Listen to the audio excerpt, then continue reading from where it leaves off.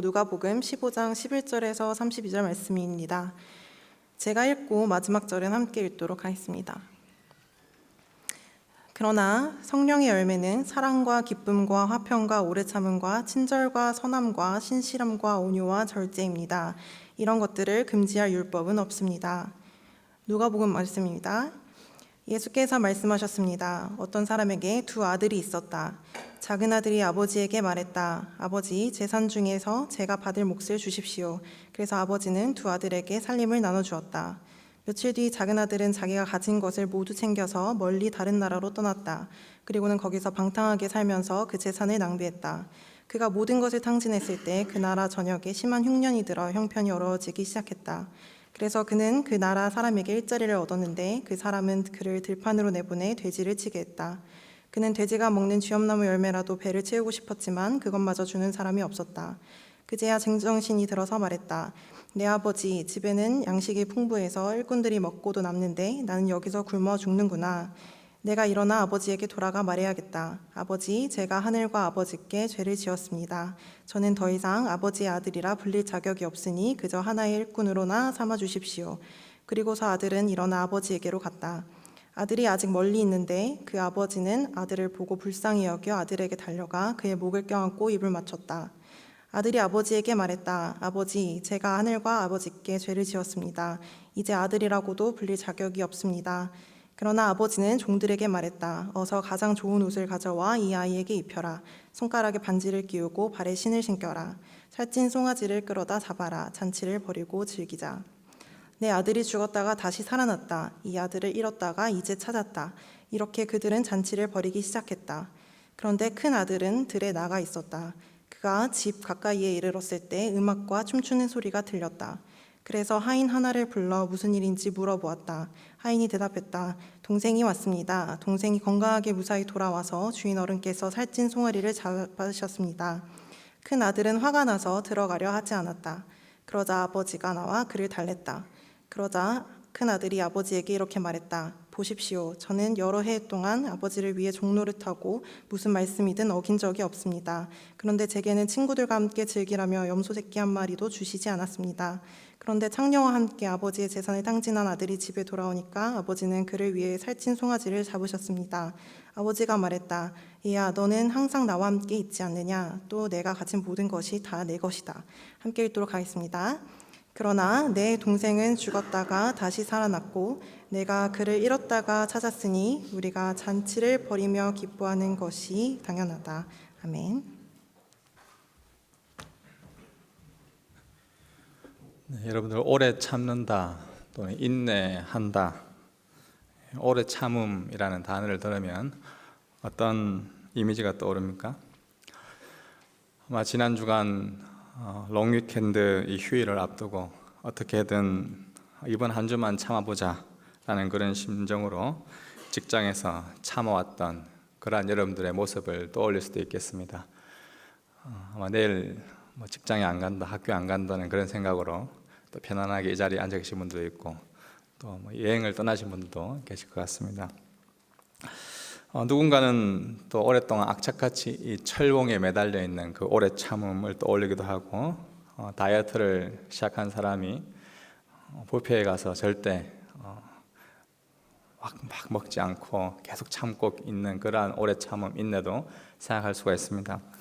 아니면 여러분들 게임 중에서 간지럽혀도 오래 참는, 웃겨도 웃음을 참는 것, 그런 것들을 생각할 수도 있고, 아니면 스포츠에서 마라톤 경기가 생각날 수도 있고, 수험생 같은 경우는 또 오랫동안 앉아서 공부하는 그런 것들을 생각할 수가 있습니다. 더 나은 미래를 위해서, 더 나은 무언가를 얻기 위해서, 그리고 게임에서 승리하기 위해서 무언가 참고 인내하는 오래 참는 이미지가 이 오래 참음이라는 단어를 들었을 때 생각납니다.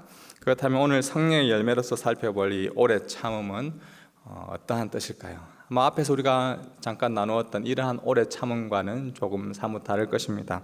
성령의 열매의 한 모습인 오래 참음, 적어도 우리가 좀 전에 살펴봤던 그런 오래 참음이 아니라 성령께서 우리 마음 가운데 역사하시는 그러한 오래 참음이 것인데, 오늘 이 말씀을 통하여서 특별히 두 아들을 바라보시는 그 아버지의 모습을 통하여서 성령의 열매인 오래 참음에 대해서 생각해 보고자 합니다.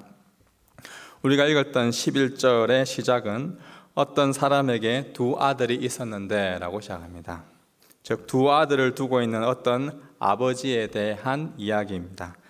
예수님은 왜 두 아들을 두고 있는 이 아버지에 대한 비유를 하고 계실까요?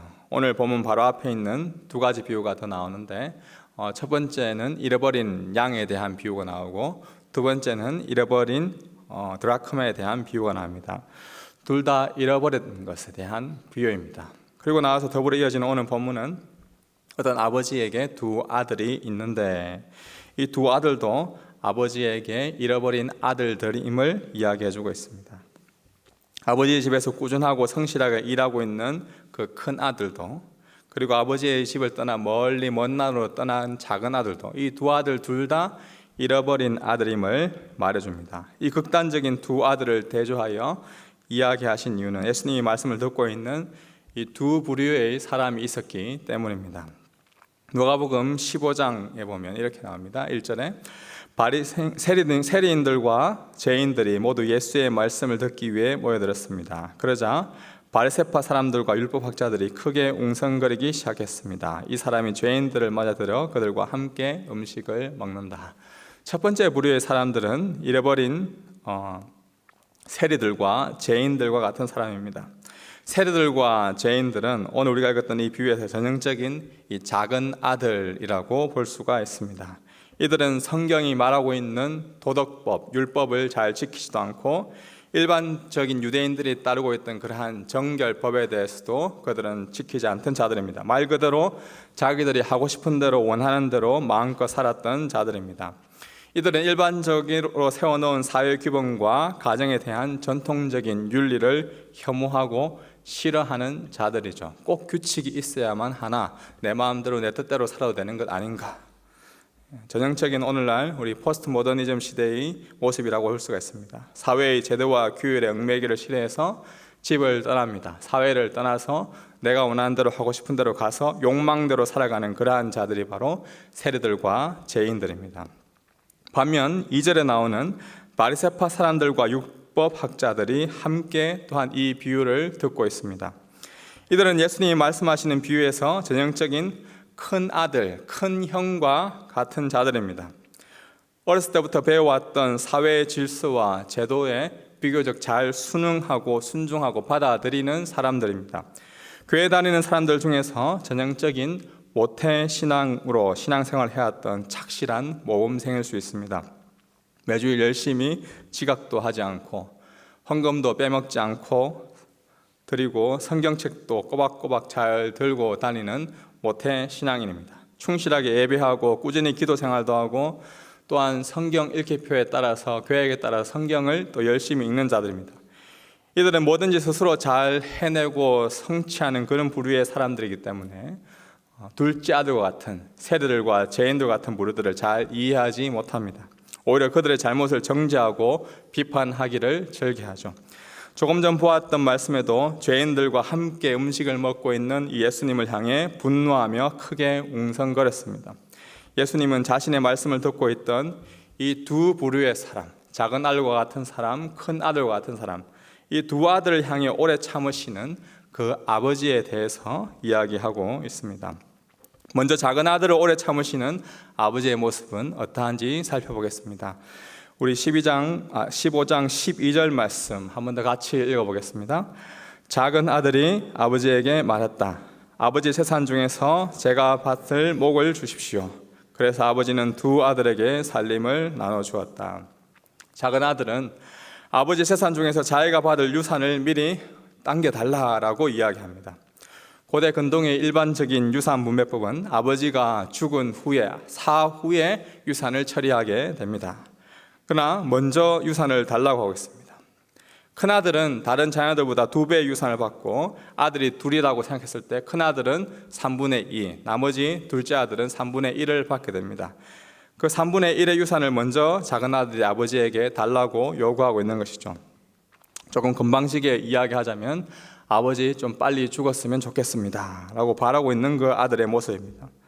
지금 내 눈앞에 있는 당신 그 아버지보다 당신이 가지고 있는 재산이 나에게 더 급하니 당신은 빨리 죽어줬으면 좋겠어 라고 아버지에 대한 무례한 요구인 것이죠.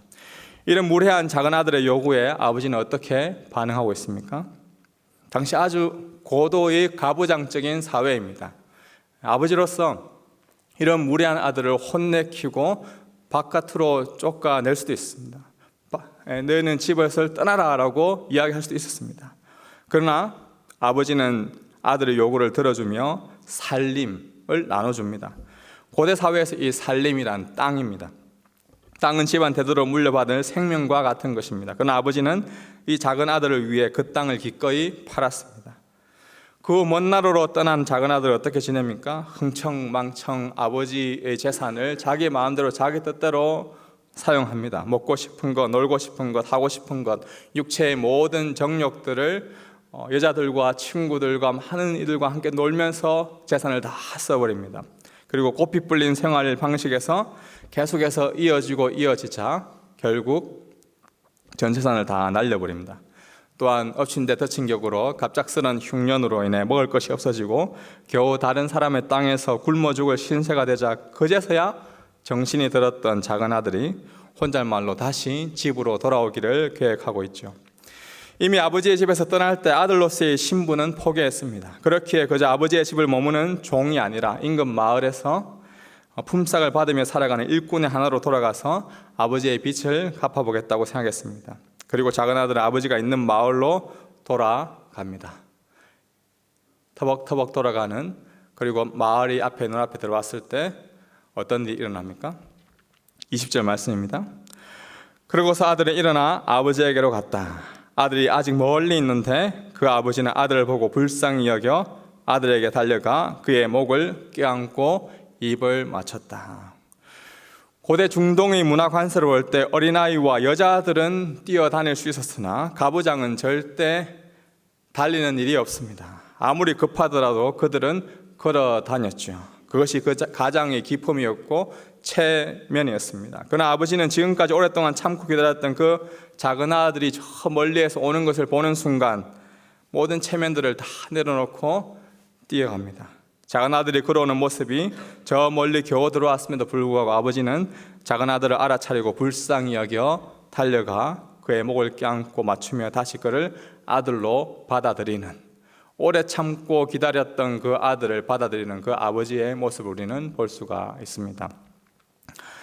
두 번째로 큰 아들을 오래 참으신 아버지의 모습을 한번 살펴볼까요? 이 아버지 오래 참고 기다림은 실제적으로 사실 이 비유의 원래의 타켓이라 할 수 있는 이 큰 아들을 향해 더 두드러지게 드러나고 있습니다. 우리 아까 읽었던 12절 말씀을 다시 보겠습니다. 작은 아들이 아버지에게 말했다. 아버지, 재산 중에서 제가 받을 몫을 주십시오. 그래서 아버지는 두 아들에게 살림을 나눠주었다. 아버지는 두 아들에게 살림을 각각 나눠주었습니다. 즉 큰 아들도 아버지가 죽기 전에 유산을 함께 받았던 것입니다. 전혀 마음의 꺼리낌 없이 아버지의 재산을 받았습니다. 작은 아들 못지않게 큰 아들의 관심도 아버지가 아니라 아버지가 가지고 있던 그 재산이었습니다. 작은 아들은 유산을 받아 멀리 떠났던 먼 나라로 갔던 반면에 큰 아들은 아버지의 옆에 남아서 무슨 말씀이든 어긴 적 없이 그저 아버지에게 순종하면서 아버지의 재산을 노리고 있던 자였습니다. 아버지를 정말 사랑해서 아버지의 뜻이 무엇인지 깨닫고 알아서 아버지에게 순종하는 것이 아니라 아버지 뒤에 있는 그 재산을 바라보고 아버지에게 순종하는 척했던 큰 아들이었던 것이죠. 아버지를 이용해서 결국 아버지의 유산을 얻고 자신의 이기적인 목표를 성취하기 위해서 아버지를 오랫동안 섬기고 있던 큰 아들이었습니다. 큰 아들을 상징하는 바리새파 사람들과 율법학자들은 자신들이 배운 전통 윤리를 철저히 지켰습니다. 이들은 율법과 계명을 철저히 지킴으로 아버지의 유산을 얻으려고 했던 자들입니다. 불행하게도 아버지의 뜻과 아버지의 마음에는 전혀 관심이 없던 부류입니다. 그럼에도 불구하고 아버지는 큰아들과 겉과 속이 다른 그러한 모습을, 큰아들과 같은 그런 겉과 속이 다른 이 아들도 계속해서 참고 기다리고 있습니다. 한번 생각해 보십시오. 우리가 큰 아들이었다. 매일같이 작은 아들이 돌아오기를 기다리며 마을의 제일 끝을 먼 곳을 바라고 있는 그 아버지가 있습니다. 정말 아버지를 사랑하는 큰 아들이라면 아버지에게 어떻게 해야 할까요? 아들로서 해야 할 마땅한 도리는 무엇입니까? 아버지, 제가 작은 아들을 위하여서 작은 아들이 어디 있는지 지금 내가 찾아올 테니까 아버지 정말 건강 상하십니다. 이렇게 계속해서 이렇게 나와서 기다리시면 안 됩니다. 제가 작은 아들을 찾아와서 버릇을 고쳐줄 테니까 아버지는 건강을 잘 챙기십시오 라고 이야기했어야 합니다. 그러나 큰아들은 아버지가 바라보고 있는 그러한 시선, 아버지의 건강 상태, 아버지의 뜻, 아버지의 마음에는 전혀 관심이 없습니다. 그저 자신의 목적을 이루기 위하여서 종처럼 열심히 일하고 순종할 뿐입니다. 지나치게 도덕적이었던 것이 큰아들의 문제였습니다. 지나치게 모태신앙으로서 교회를 열심히 다니는 게 오히려 이 큰아들의 문제였습니다. 지나치게 열심히 밭을 가꾸며 일했던 자가 바로 큰아들입니다. 드디어 작은 아들이 다시 돌아오자 아버지는 다시 자신의 아들로 받아들이고 용서하고 살찐 송아지를 잡고 마을에 큰 잔치를 벌였습니다. 이때 밭에서 일을 하고 돌아오던 큰아들은 이 잔치 소리를 듣고 작은 아들에 대한 또한 소식도 듣습니다. 이때 어떤 반응을 보입니까? 막 화를 내고 붕괴합니다. 이때 아버지는 어떤 반응을 보이죠? 28절의 말씀해 보시면 큰아들은 화가 나서 들어가려 하지 않았다. 그러자 아버지가 나와 그를 달랬다. 그러자 큰아들이 아버지에게 이렇게 말했다. 보십시오. 저는 여러 해 동안 아버지를 위해 종노릇하고 무슨 말씀이든 어긴 적이 없습니다. 그런데 제게는 친구들과 함께 즐기라며 염소 새끼 한 마리도 주이지 않았습니다. 작은 아들이 돌아와 아버지는 정말 신이 나서 행복에 겨워 있음에도 불구하고 큰아들은 반갑게는 커녕 화를 내고 그 잔치집으로 들어가려고 하지 않습니다. 오히려 거부합니다. 큰아들은 아버지가 베푼 잔치집에 들어가지 않고 자기 허락도 받지 않고 오히려 잔치를 베푼 그 아버지에 대한 불만을 털어내고 있습니다. 그래 아버지는 큰아들을 바라보시고 잔치자리에 일어나 큰아들에게 다가옵니다. 고대 근동의 문화 중에 잔치를 연 주체자가 잔치의 자리에서 일어나 직접 다른 곳으로 내려온다는 것은 체면이 굉장히 깎이는 행동입니다. 마을 사람들 모두가 보는 자리에서 크게 화를 내고 있는 큰아들을 기꺼이 밖으로 나가서 아버지가 가서 초대한다는 건 사실 있을 수 없는 일입니다. 그러나 그는 잔치자리 밖에 있는 그 큰아들을 향해 직접 가셔서 그를 초대하고 있습니다. 그런데 큰아들은 아버지에게 뭐라고 이야기합니까? 보십시오. 이 보십시오라는 이 헬라의 어감을 좀 더 실감나게 표현하면 이것 보세요 당신 이라는 뜻입니다. 아버지라고 부르지도 않습니다. 이것 보세요 당신. 아버지를 전혀 존경하지 않는 것이죠. 어른을 공경하고 복종하는 것이 절대적으로 필요했던 고대 근동의 문화에서 이러한 행동은 아주 몰상식하고 무례한 것입니다. 그러나 그는 뻔뻔하게 화를 내며 계속해서 이야기합니다. 나는 여러 해 동안 당신이 말하는 모든 명령을 다 지켰다. 그런데 왜 나에게는 염소 새끼 한 마리도 주지 않았는데 왜 당신의 아들이라고 합니다. 자신의 동생이라고도 이야기하지 않습니다. 당신의 아들을 위해 내 허락도 받지 않고 이렇게 잔치를 벌이냐라고 화를 내고 있는 것이죠. 이러한 큰아들에게 아버지는 어떻게 합니까? 31절 말씀해 보시면 아버지가 말했다. 얘야, 너는 항상 나와 함께 있지 않느냐? 또 내가 가진 모든 것이 다 내 것이다. 그러나 네 동생은 죽었다가 다시 살아났고 내가 그를 잃었다가 찾았으니 우리가 잔치를 벌이며 기뻐하는 것이 당연하다. 얘야, my son. 끝까지 정겹게 큰아들을 대하고 있습니다. 큰아들은 아버지를 아버지라 여기지 않았지만 아버지는 끝까지 아들을 품고 기다리며 그 아들이 잔치의 자리로 들어오기를 인내하고 기다리고 있는 것이죠. 네가 사람들 앞에서 나를 욕되게 하고 모욕을 주었지만 그럼에도 불구하고 나는 내가 연 잔치에 네가 들어오기를 원한다. 어서 들어오렴. 내 동생도 버리지 않을 것이고 나도 너를 잃고 싶지 않다. 어서 자존심을 버리고 잔치의 자리에 들어오라라고 큰아들을 초대하고 계시는 그 아버지의 오래 참고 인내하시는 모습을 우리가 볼 수가 있습니다. 사랑하는 우리 청년 여러분, 이 두 부류의 아들을 향해 오래 참고 있는 이 아버지의 모습을 잘 보셨습니까? 이 비유에 나오는 아버지는 도덕적인 인간, 아닌 비도덕적인 인간, 종교적인 인간, 아니 비종교적인 인간, 이 양쪽 극단에 있는 어떤 부류의 사람들도 계속해서 끝까지 참아주고 인내하고 기다리고 계시는 그 하늘 아버지의 오래 참음을 보여주고 있습니다. 하늘 아버지는 태초부터 지금까지 오래 참고 기다리며 우리를 향하여 구원의 잔치를 열고 계십니다. 이러한 아버지의 오래 참고 인내하고 기다리는 모습이 바로 성령의 열매인 오래 참음을 우리에게 보여주고 있습니다. 성령의 열매인 오래 참음은 바로 다른 사람들을 위한 기다림, 다른 사람을 향한 인내, 다른 사람을 위한 오래 참음입니다. 비유 속에 등장하는 아버지는 두 아들이 자신의 유산을 바라보며 자신을 이용하려는 그러한 모습이 아니라 아버지의 자신을 원하고 아버지 자신과 깊은 교제를 누리며 아버지를 마음껏 존경하고 함께 뜻과 함께 마음을 공유하기를 원했습니다. 그러나 자기 마음대로 살던 그 작은 아들도, 그저 도덕적 규칙을 열심히 지키며 살던 큰 아들도 아버지의 마음과 아버지의 뜻에는 관심이 없었고 자신이 원하는 대로 아버지를 이용하고 있었던 것입니다. 성령의 열매인 이 오래 참음의 열매가 맺어진다는 것은 아버지의 마음을 알고 아버지의 뜻과 생각을 잘 알아서 아버지와 함께 같은 곳을 바라보는 그 단계로 나아가는 것, 그것이 바로 오래 참음의 열매가 맺어지는 것이라고 볼 수가 있습니다. 우리 시간 잠깐 영상 하나 보면 좋겠습니다.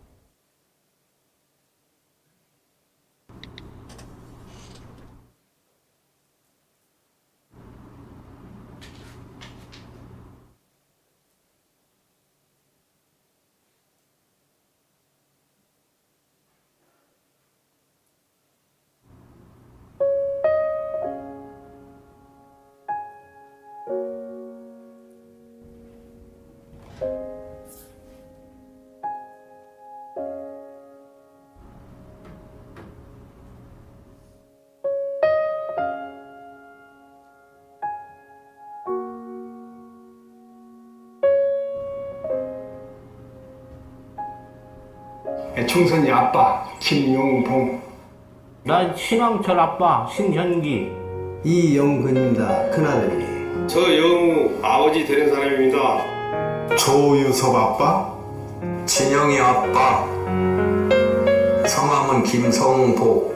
생각나지요. 그 아들 딸 만났다가 아들 가졌는데 요번에도 딸이 못 갈까 했는데 네 엄마, 아빠, 동생한테 신경 써주고 좀 왔고. 부모로서 이렇게 뭔가를 충분하게 해줘야 되는데 그런 것도 못 해주고 그래서 참 마음이 아픕니다. 아들이라는 것은 어느 누가 바꿀 수도 없는 것이고 크게 뭐 도와주지도 못했고 했는데 그들이 알아서 잘 커가지고. 계속 부족한 게 부모 마음 아닐까요? 죽는 순간까지. 그런 제가 그런 마음으로 살고 있어요. 계속 부족한 거예요. 너무 엄하게 했던 게 그게 좀 미안해.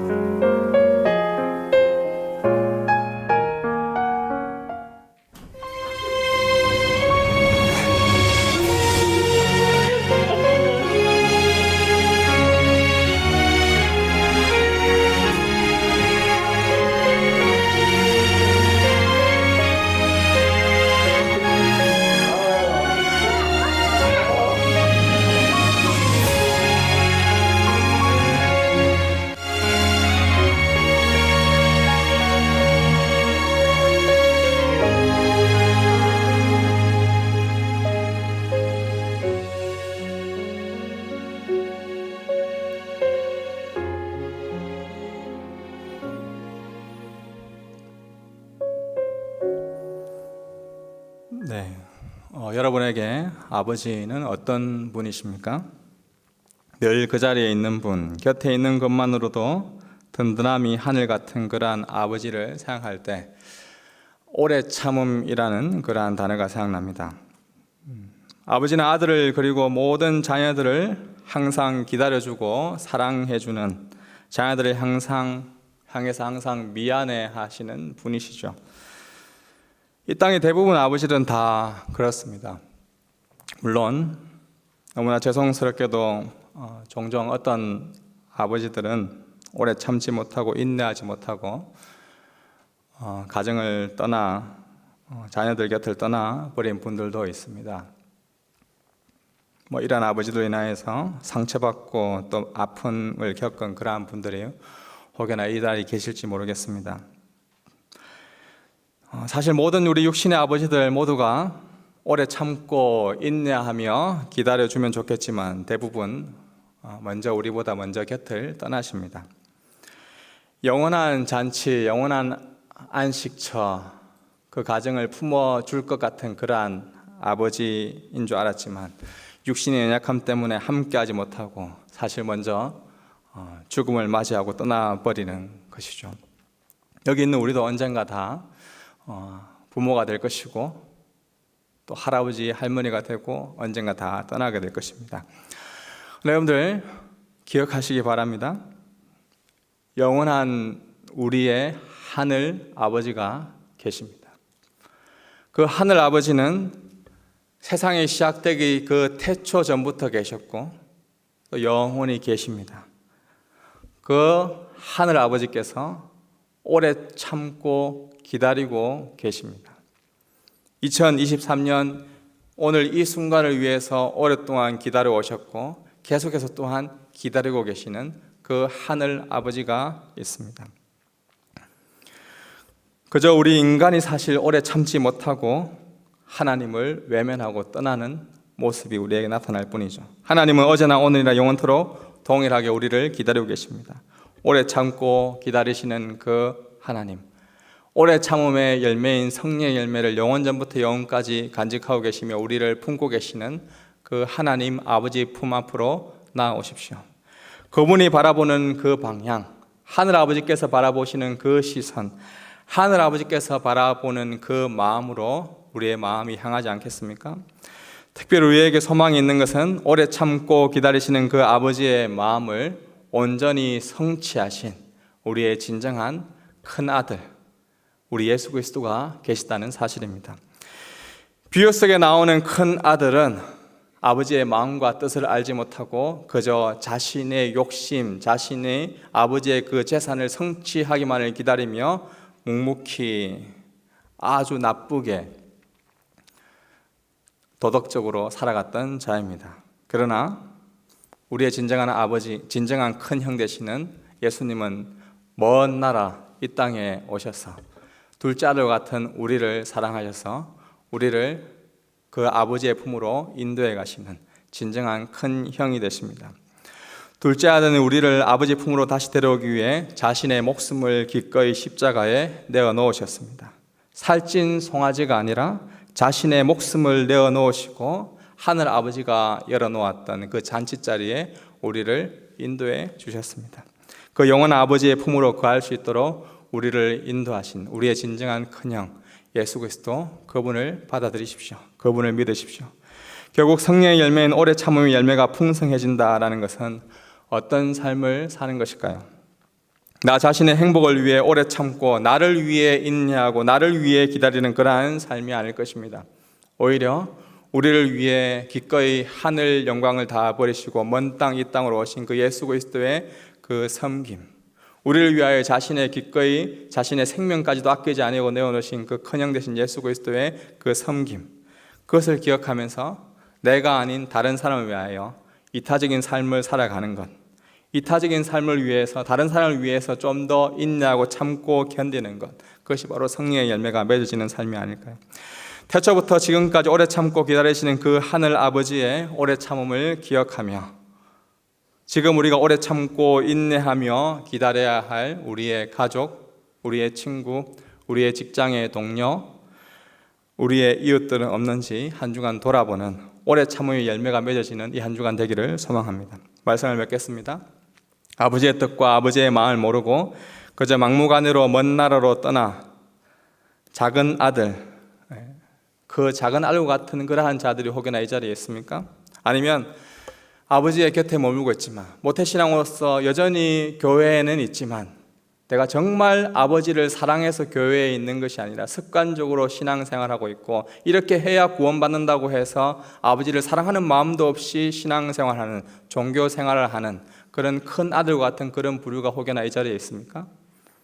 하나님은, 우리 하늘 아버지는 교회를 떠난 자들도 교회 속에 있는 자들도 둘 다 품고 계십니다. 오래 참고 계십니다. 오래 참고 계시는 그 아버지의 품으로 나아가는 우리의 삶이 되기를 주님의 이름으로 축복합니다. 기도하겠습니다. 하나님,